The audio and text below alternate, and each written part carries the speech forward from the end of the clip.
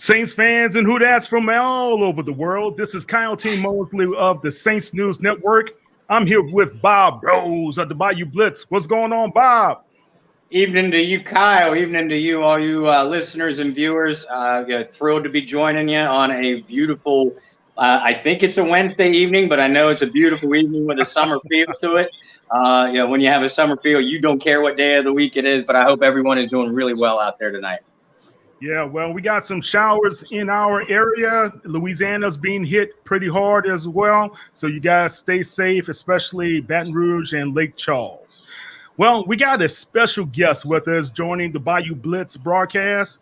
You can see him every week on the National Football League's network, NFL Network. You can also see him and hear him on Huddle and Flow with Jim Trotter. He's special correspondent for the Atlanta Falcons now. The dreaded Falcons. But he's also one of the hardest working reporters in the industry. Welcome, Mr. Steve Wyche. What's going on, Steve? Hey, thanks for having me on. And you can ask anybody, John DeShazier, any of the folks who cover the Saints. I am in New Orleans more than any other city than where I live, Los Angeles. I mean, I've been paying state taxes in the LA for years. I'm in Louisiana so much. So even though I'm doing this kind of preseason stuff, more so for the Falcons, the Saints, I love them. I'm there a lot. I love the people in the building. So we can chop it up. We can whodat. If they want to be mad at me, I'll be like, oh, you missed, because they know how much I cover their team. It's all good. Steve, bob and weave, baby. Bob and weave. Bob and weave, baby. You know what's up. I got you. Well, look, I wanted to have you on for such a long time. You know, you and Jim, you guys are doing such great work with Huddle and Flow. Mm-hmm. And go ahead. No, go ahead. Okay, so basically, you've been covering the Atlanta Falcons, used to be with the Atlanta Journal and Constitution as a beat writer, and today you're with the NFL Network. Terry Fontenot, he came from the Saints organization. Now he's general manager over the Falcons. Have you noticed any significant changes since covering them previously to what's going on now with the Falcons? I mean, look, it's so hard to tell. I mean, Terry Fontenot and Arthur Smith just came in, in January, February? They haven't put on pads yet. So, I mean, look, they've made changes clearly in the coaching staff and the personnel department. But in dealing with Terry, just in conversations we had him on the Huddle and Flow podcast. And I dealt with him, of course, leading up to the draft because I was with the Falcons because, the draft started pretty much at pick number 4 to see what they were going to do. Mm-hmm. You can see he's really brought some of the Saints philosophy there. And when I say that, look, it is the whole Bill Parcells philosophy that runs through Sean Payton and Mickey Loomis and Jeff Ireland, who's done such a great job in putting that roster together for the Saints. Such a thing as, look, if you have a top 5 pick, you have to draft an impact player. And that's what they felt they did with Kyle Pitts, instead of maybe drafting a quarterback who's got to sit for a year, possibly 2. So that's a philosophy of Bill Parcells and just some of the things that they've put together in terms of how to deal with the media and how to present themselves and things like that really are similar to what Sean and Mickey and what the Saints have done. We'll see if that continues.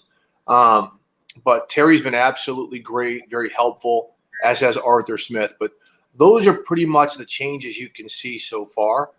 We'll see how things go, especially when it comes to wins and losses, because that tends to dictate how you go about managing your building and everything else. Exactly. Now, Steve, before we get into how you feel the Saints did their offseason, you mentioned Kyle Pitts, the 4th overall pick of the first round by the Falcons, and I think he's going to be an absolutely dynamic player. In your opinion, does that look like the Falcons are making at least an immediate commitment for the next few years to Matt Ryan, or does this team really need to make a playoff push for Matt Ryan to continue to be the quarterback in 2022 or beyond? I would say it's a 1-year commitment at this point. And the reason why I say that is even though his contract is a little bit, obtrusive, let's say, going on, they can get out from it after this year if they feel the need to do that. Now, to do that, you got to have a quarterback in place. And so to me, the bigger commitment to Matt Ryan is when they signed A.J. McCarron instead of maybe even going a Kellen Mond route or a Kyle Trask route in the second round. Right. They signed A.J. McCarron right before the draft. I was like, okay, they're out of the quarterback market for this year. So they're committing to Matt Ryan. They're building a roster for Matt Ryan this year, but more so, as crazy as it sounds, his eventual successor, right? So they drafted 2 offensive linemen who are going to compete for starting jobs this year. They've got to build up the interior of the offensive line. Oh, wait, that's a Saints philosophy. Look at all of the years when they built the offensive line guard to guard. Think of, the Jari Evans and some of the really good guards that they have had there, and a steady center going from Knicks to guys like that, right? A steady center. So that was an interesting take when it comes to, okay, they feel good about their tackles. Let's build up guard to guard. Let's fortify there. One, it's a need, but again, that is a philosophical thing that the Saints used to do, something that the Titans, where Arthur Smith came from, also did really well. So, again, Matt Ryan, I'd say it's for a year. Can they go on a run? Sure. You just don't know. But, you really don't know how this team is going to be. But I think they are going to give Matt Ryan at least one more shot to do it here. He's beloved in the city for the most part. He has his critics. But the organization really holds him in high regard. And to kind of put him in a situation where you're seeing an Aaron Rodgers now is kind of different. Jimmy Garoppolo hasn't been with the 49ers his whole career. Right. Aaron Rodgers and Matt Ryan have been with the same clubs their entire career. So putting their heirs on board creates a little different taste in your mouth as to what's going on with like the 49ers. Yeah. Interesting take about that. Let's talk about another long-term Falcon, Julio Jones. Yep. A lot of rumors have been circling about Julio. Do you think that Terry Fontenot, again, has taken some of the philosophy that he's gained from Mickey Loomis in listening to all possible trade offers? It was reported that a mega deal was turned down by the Falcons. What's their commitment to Julio? Do you think he will be traded? Is that the right choice for the team right now? Well, there wasn't a mega deal for Julio Jones. Look, they're going to let this play out till training camp. And where he is taking a different philosophy than Mickey, yes, every GM listens to every trade offer. But what I think, and it's kind of the reckoning the Saints are coming to this year with the salary cap, is they don't want to keep kicking money down the line. Because basically Matt Ryan and Julio Jones are making starting quarterback money when it comes to cap hits. Right. Right. And so they've already redone Matt Ryan's contract. So that's where the commitment has done. They have not done that with Julio Jones, probably because he is the more tradable asset. Because if a team, let's say the Packers, the Rams or something, wants to give them even a back end first, I don't think he's going to get a first, or they're going to get a first rounder for him. But even if they were to get that type of offer, they've got to listen. They do not want to trade the player. They are a better team with Julio Jones, and they know that. But his cap hit, if they were to trade him or at least designate him a post-June 1 trade maneuver, the cap hit this year is significantly lessened, and in future years is significantly lessened. Again, he's their most tradable asset, and you do have to ask yourself as a club, if you are going to trade him, is he more valuable at 32 coming off a season in which he was nicked? Or is he more valuable at 33 coming off of a season when maybe he could be nicked or he doesn't produce because of the new offensive system? So those are things they really have to take into account, but they are not going to move him unless it is for a package of some sort, compensation of some sort, that is they feel is going to benefit them in the long term. Because taking him off this roster, do you think that's going to generate a positive reaction in that city? That would be no. That or around the league. I mean, and again, if you trade him to a team that's competing, oh my God. Yeah. Oh my God.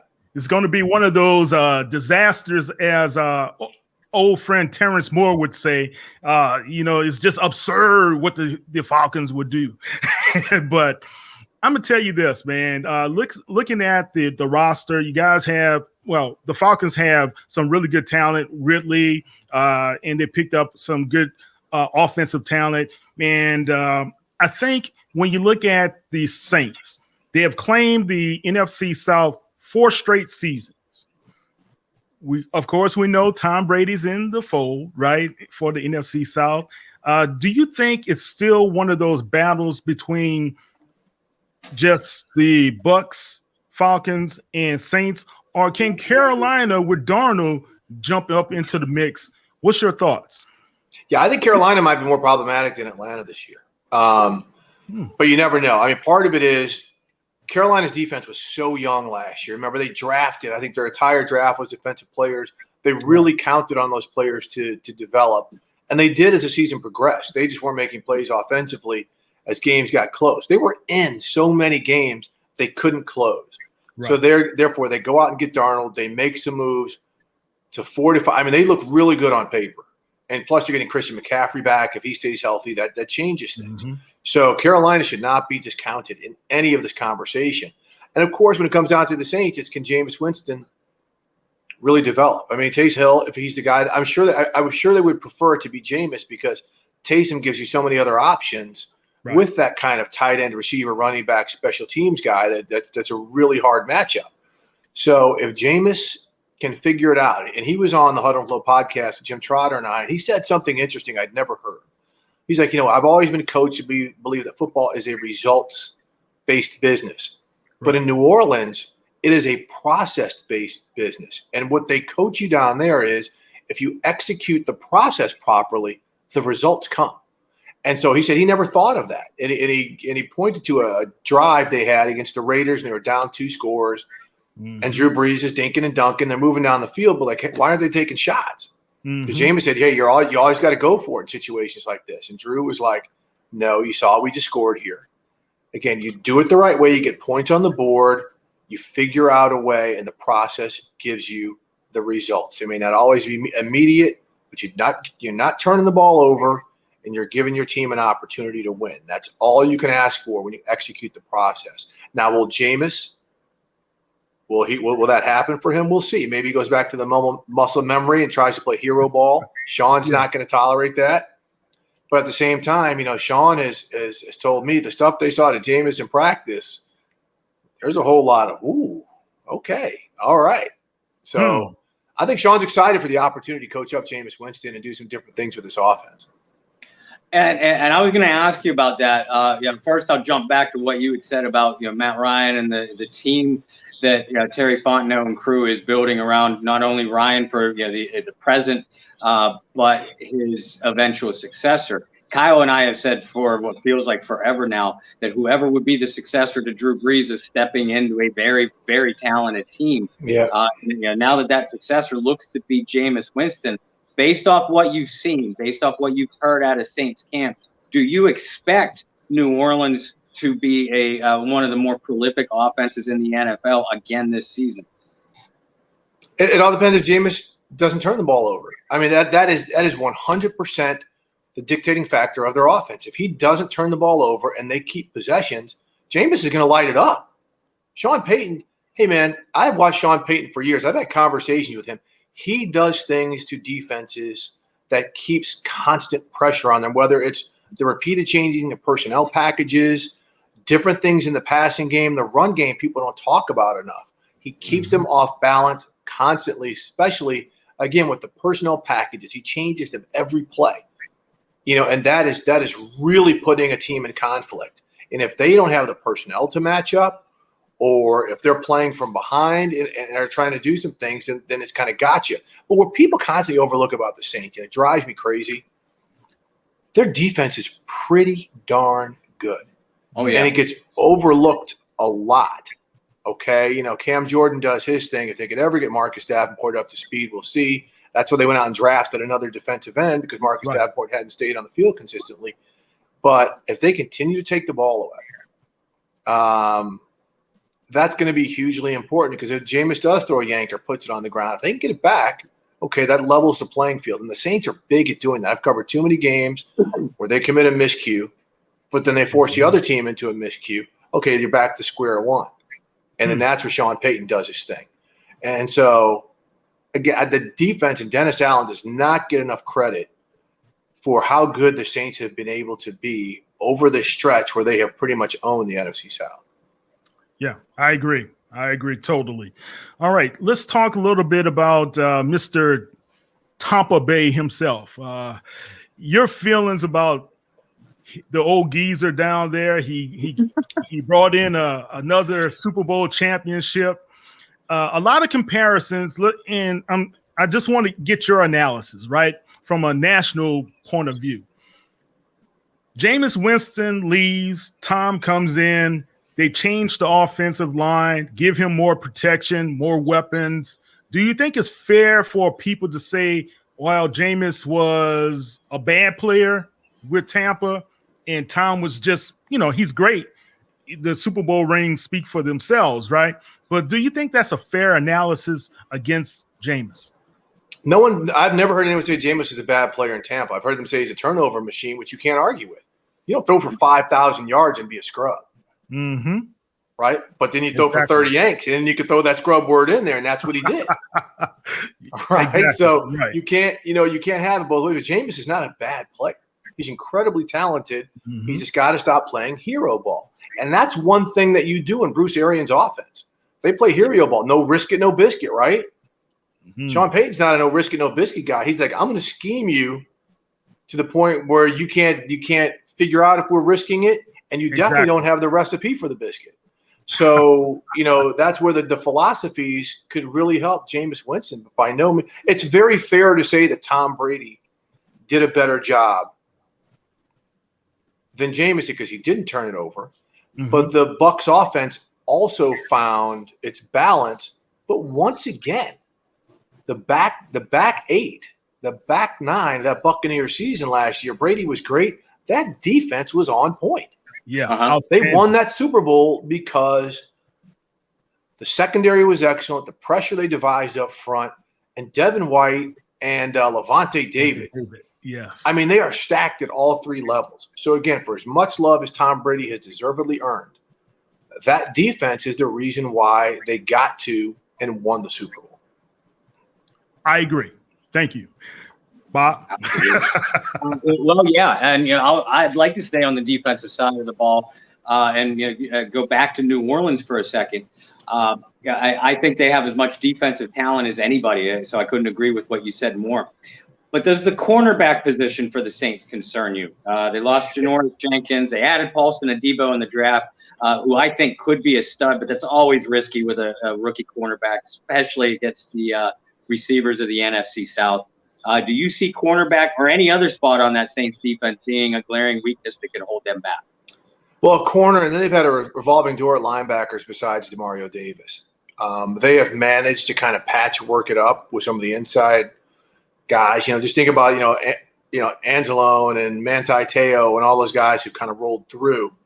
So that's an area I wouldn't say of concern, but if they could find some stability to kind of buoy DeMario Davis, who's one of the top defensive players in the NFL, that would help. I think they're good, at D tackle. I really like, some of the stuff they have there, and then the ends, and adding another pass rusher. They had to. You've got to be able to rotate. And if Marcus Davenport's not going to stay healthy, that's one thing. But again, if you can reduce him inside or reduce the draft pick inside a little bit, then you can game a little bit. And Dennis Allen's real creative with that type of stuff. Cornerback is a significant issue. You cannot have enough cornerbacks or cover safeties. And look, maybe, and I'm just thinking out loud here. I have no science on this. Maybe Richard Sherman signs as a free agent. Look who their DB coach is right now, Chris Richard. Right. Who, of course, had Richard Sherman in Seattle. So Legion of Boom. Yeah. I mean, look, if you have Sherm opposite of Marshawn Lattimore, guys are going to go with Sherm. Yeah, Sherm will welcome that. And even though he's coming off of injury, he's eventually going to come around, man. And the one thing Sherm does is he gets his hands on the ball. And he gets his hands on receivers. He can body some guys. So, look, I'm not saying it's going to be him, but that is an issue that they have to address in some way, shape, or form with a player like Richard Sherman. Yeah, look, the concern has always been for the Saints, the cap space. You brought to light the Atlanta Falcons are now struggling with cap space as well. Saints are number one at $367 and $1,000 away from going over the limit, and I think the Falcons are right there behind them. Right? I foresee, Bob and I always talk about this, more contract extensions will take place for the New Orleans Saints. The challenges has always been finding players like Richard Sherman who can be able to come in and make an impact. Janoris Jenkins was a good find when he was released by the Giants, and we were able to bring him in. Last season, Quan Alexander, the trade for him turned out to be very good until his unfortunate injury got hurt on Christmas Day, right? So I was talking to Dr. Reef, and Dr. Reef shared with me Quan is doing a great job. He's rehabbing very well at this time. And you brought up Richard Sherman. He was nicked up quite a bit last season as well for the 49ers. He talked about possibly joining the Saints, but he also said that they brought in a Debo. He doesn't know if that's the right mix for him. Is that more of a veteran saying it's a pride thing for me? I'm not trying to challenge a young buck. What's your thoughts there? Was Debo the guy who said I'm a more athletic Richard Sherman? Mm-hmm. Yeah. Yeah, that was the trigger. Like, you may be more athletic, but until you got some skins on the wall, you got nothing to say. There's an old rookie adage, and that is be seen and not heard. So before you go popping off, do not come for the God, right? Do not. Yeah. Sure. Yeah. Come on, man. That dude takes every slight, tougher than anyone. I love Sherman. Rich Sherman is one of my top 5 athletes I've covered because he's probably one of the smartest guys I've ever dealt with. He's a very good player. He negotiates his own contracts. So look at the deal he did when he came in to the 49ers, right? He was coming off an Achilles injury. He negotiated a low-end deal up front and hit every trigger to where he was making like $14 million in his next to the last year before he got nicked up last year. I believe it was a high ankle sprain or something like that kept him out. So, look, there are worse dudes you can have on your team. Sure. When it comes to leadership, when it comes to everything, do you think having Sherman on the other side of the field, barking over here, and Marshawn barking over here, isn't going to make Jameis better? They would press him so much in practice. Yeah. That by the time Jameis got in the game, he's good. He's good. So those are other things that you have to look at when you're talking about your overall development. And Sherman would do a contract that would be friendly, that would have triggers later, that wouldn't bust the cap. So those are things you really have to look at when you're talking about bringing veteran players into your roster. How do they impact it fully and not just the position? And again, him here, Marshawn there, and they're hitting Jameis like this all day. Yeah.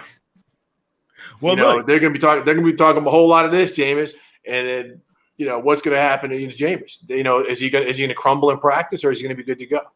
Right. I remember Vilma did the same thing for Drew Brees. He pushed him in training camp. And Brees and the offense was not the same in the training camp the first couple of weeks until they started to figure it out. And they started getting better and better. I was at a lot of those practices. Who was the DC on there?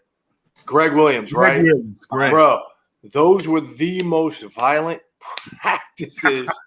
It wasn't just Vilma who was barking. Remember, you had Will Smith. You had you have Roman Harper. You had Darren Sharper. You had serious G's on that team. Yeah. They had cats. You talk about like the Seahawks locker room back when they had the Legion of Boom and Bennett. That was like the most bananas locker room I've ever been in, even though it was very controlled. And like the guys all knew their role. Them dudes, with Greg Williams stirring the cocktail, those practices were incredible. And I'm sorry to cut you off, but I remember going to one. There were full pads that morning, and Reggie Bush got a ball, and somebody, might have been Vilma, just pow. I was like, oh, they're not thudding up. I mean, these guys are coming. And the whole time defense is blasting. Sean is losing his mind.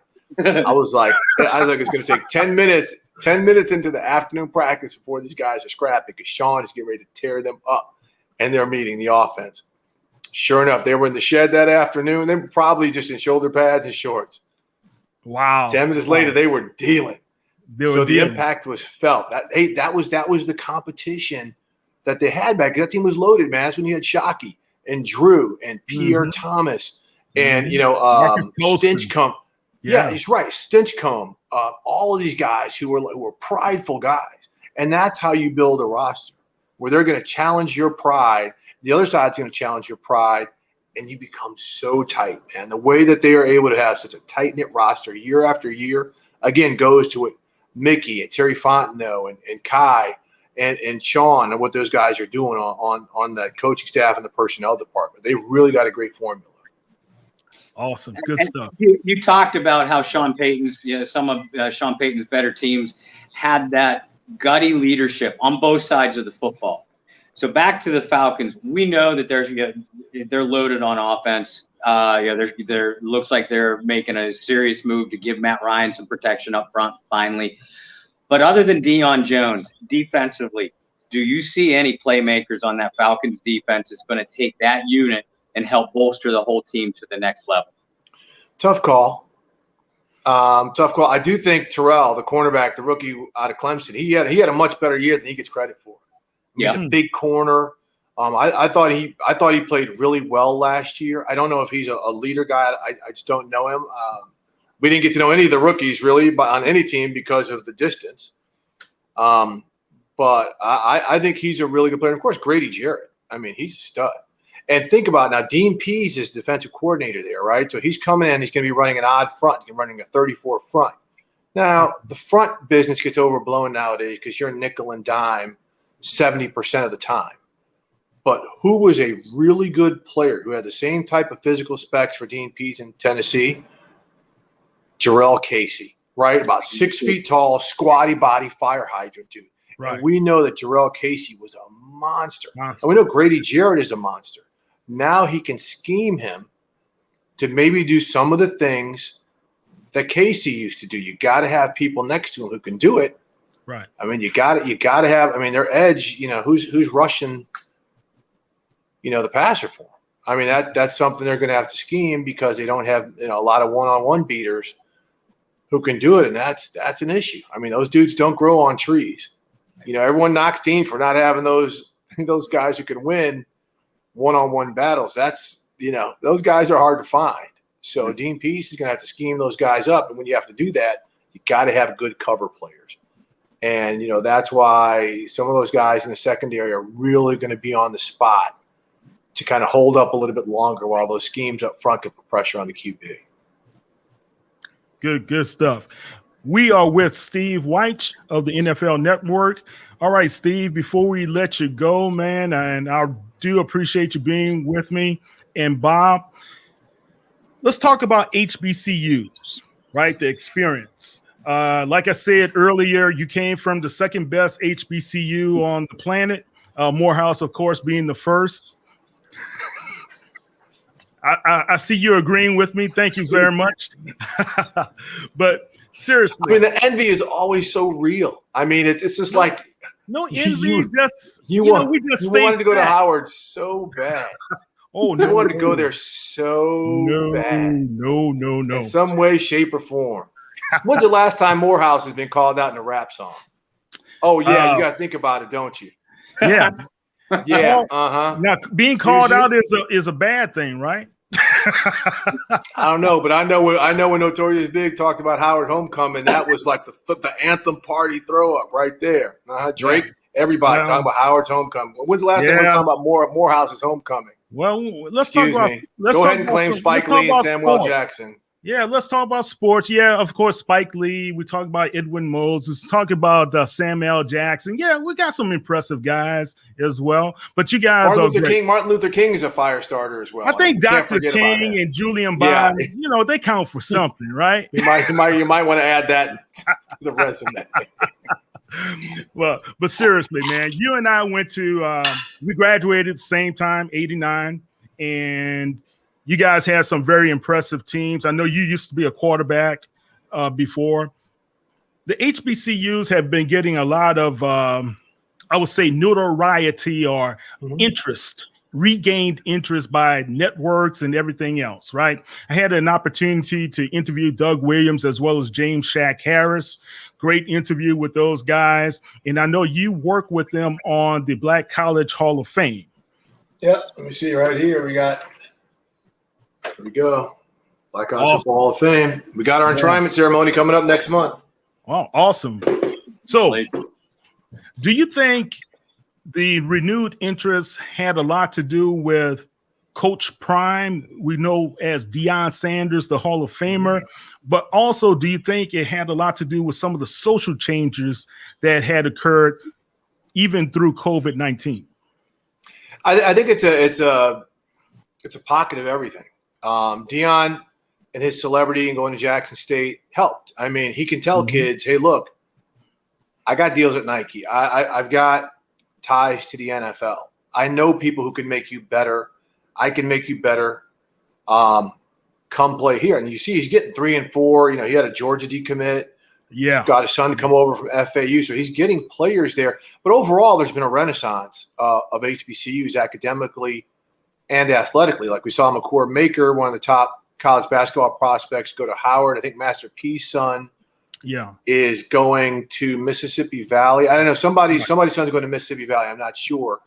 But look, I mean, when you've got the vice president of the United States coming from an HBCU, when you have a lot of conversation with people who didn't go to HBCUs, Chris Paul and Jimmy Butler and all these guys from the NBA walking into arenas wearing Winston-Salem State or Bethune-Cookman or Dell State gear or baseball hats, people are like, where's that? What's that? And they do a little research, and they're like, oh, wow, okay, that's kind of cool. You also have a lot of athletes now.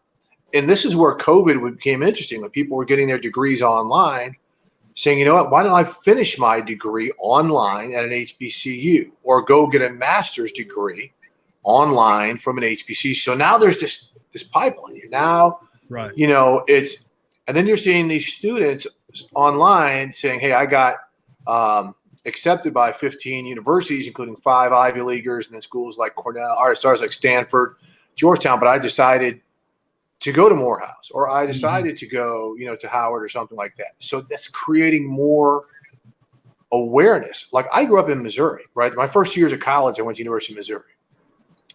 The only HBCU west of the Mississippi was Lincoln University in Jefferson City, Missouri. Good college. Right. And even though my parents went to Hampton, I just did not hear a lot about it or know a lot about it, especially because I grew up well out into the suburbs. You know, I was like a lot of kids are like, you know, I want to go to University of Missouri, or I wanted to go to Iowa or a school like that. And so, you know, even when I was getting recruited for football, I never got one letter from an HBCU because they don't have the budgets, right? And so, you know, after my during my sophomore year, when I decided to transfer, you know, I called Howard's head coach, and Willie Jeffries, who's a Black College Football Hall of Famer, the first black head coach at a Division 1A program at Wichita State. And I said, look, man, I'm coming over from Missouri. He's like, I remember you from, you know, when I was studying you at Wichita State and whatnot. But by the time I got to Howard, I decided not to play. But I had no awareness really of that. So the only reason I was just like, you know, I have not had a black experience growing up. I applied to Hampton and Howard, got accepted by Howard. Willie Jeffries, you know, him and I had some good conversations. That sealed the deal. And, you know, going there, other than marrying my wife, was the best decision I made. I mean, being in D.C. and being around such competitive students, an environment that I felt much more comfortable in than I did at University of Missouri. Again, I can't say enough about that experience. That's the one thing you hear, is because HBCUs are smaller. I think Howard's one of the biggest ones with like 8,000 undergrad students. But they're typically, what was Morehouse, 2,500, 3,000? When I went, it was 2,500. That was the largest we had. Right. So it's basically you're going to a university that's the size of your high school, so you know everybody. You know, and then you go to, I mean, what's so impressive about Morehouse students, and I'm sorry I'm talking your ear off, is I've done some things there, and they're like, you know, hello, you know, my name is Robert, you know, Johnson. I'm from Raleigh, North Carolina.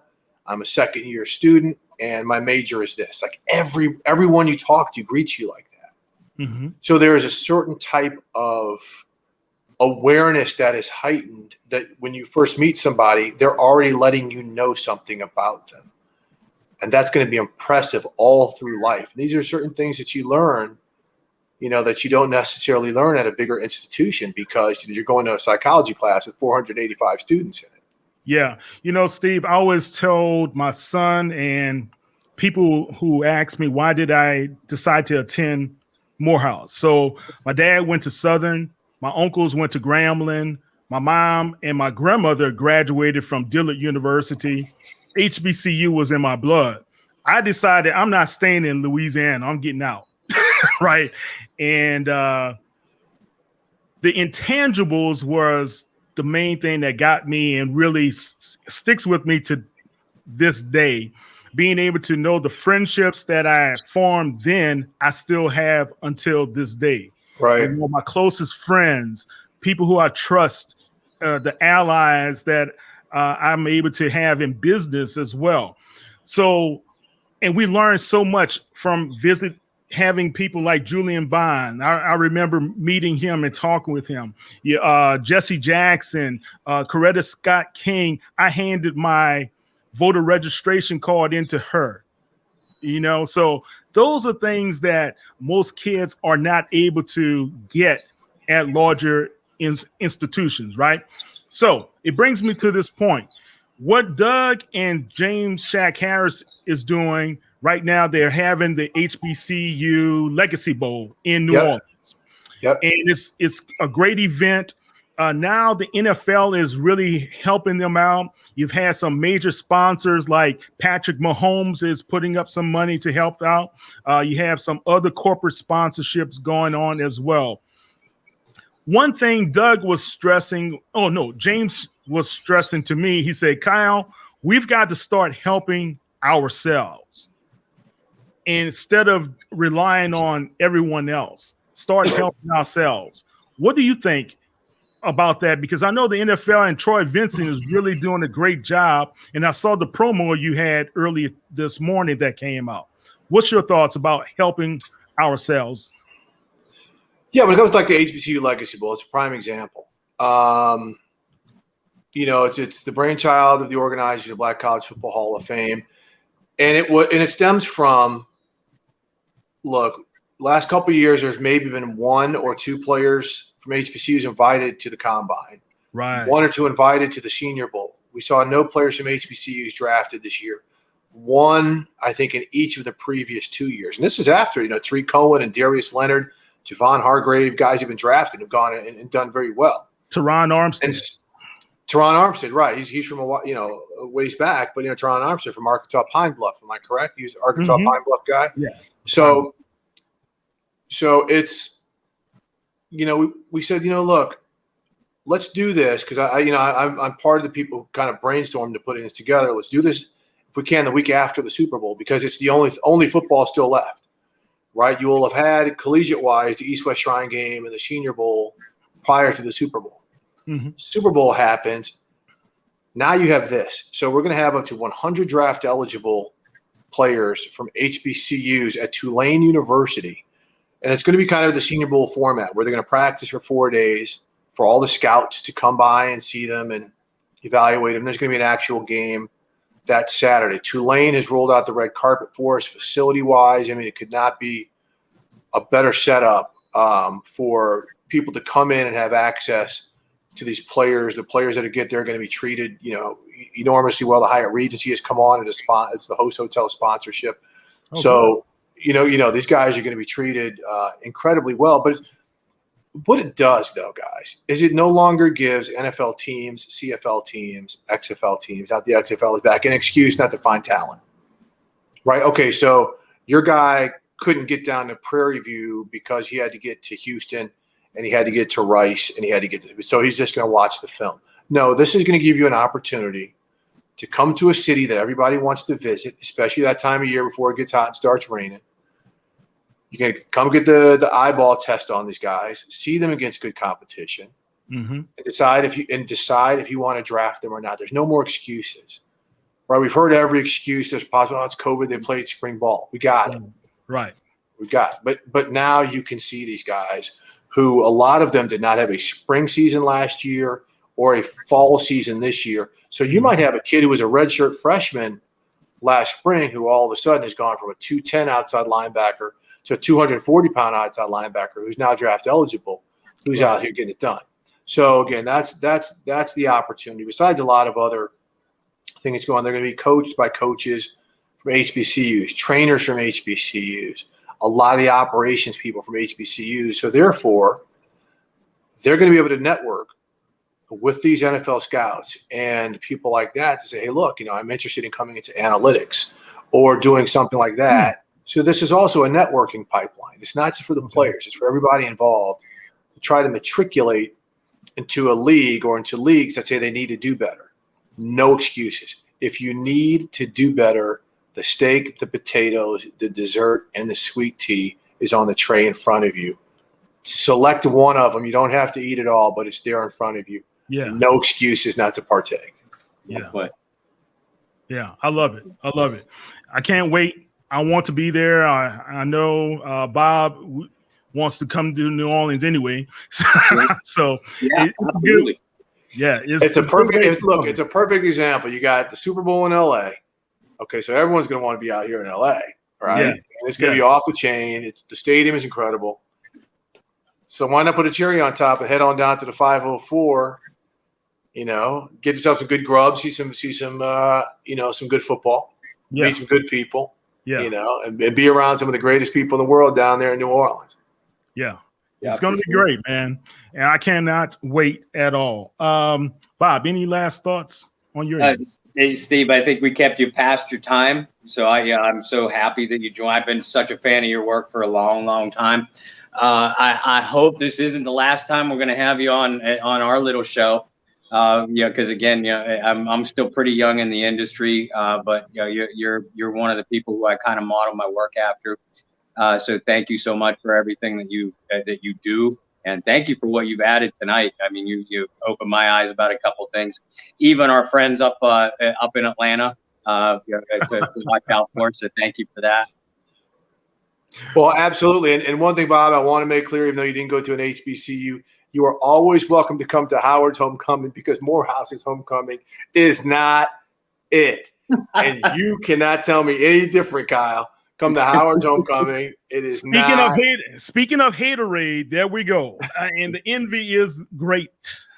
Look, man, why would I want to send my dude to the fast food spot? I'm just joking. I love Morehouse. I'm just playing with you, bro. You heard all the kind of things I said about him. Morehouse. A Morehouse man is a righteous man, because it's not easy to get in. It is not easy to stay in. And every Morehouse man that I have come across has got values and character and integrity. And those are three things that are not interchangeable when it comes to the model of a man. So I got all love for Morehouse brothers. But, and I appreciate that, man, as well as Howard. A lot of my friends from New Orleans, they went to Howard. Stan Verrett was there. Who I graduated with. Yep. Graduated with Stan. And I went there. We had some good times. We traveled up to those games to get beat by you guys. You were our homecoming game every year. Yeah, I think you got us in '89. I think you might have got us in '89. Well, 89, I was just trying to get out. I didn't go that year. I just needed to get out because it was time. The funds were low. But anyway, man, Steve, I really do appreciate you. What I would like to do one time is kind of chat with you off script and talk to you a little bit more about how we can help some young minorities get into this game of broadcasting or writing and being a journalist. Okay. That's what I'm about, man. That's what I'm about. So no problem. I'm very big on that.